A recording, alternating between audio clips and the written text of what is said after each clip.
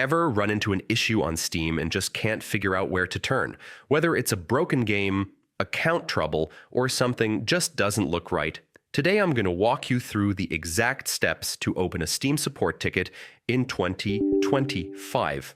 Quick, simple, and stress-free. Start by opening the Steam app on your computer. If you don't have the desktop app, no worries. You can head over to Steam's official website in your browser and access your account there. Once you're on the app or the website, look at the top right corner for the login option. Click it and enter your account name and password. Make sure everything is typed correctly. Passwords are case sensitive, so if caps lock is on, it can give you trouble. When you're sure the details are right, hit the sign in button. After logging in, you'll land on your main Steam homepage. From here, glance up to the top left of the screen and click on Help. A drop-down or menu will appear. Select Steam Support. This is the starting point for getting official assistance. Once you're in the Steam Support section, scroll until you see Steam Community and click on it. This brings up a group of support categories related to community features. If none of those match your issue, don't stress. That's common.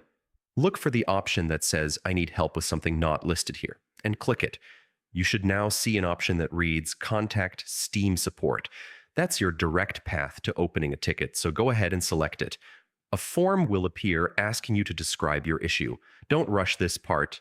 Be clear and as specific as you can. Mention what the problem is, when it started, any error messages, or anything else that would help the support team understand what's going on.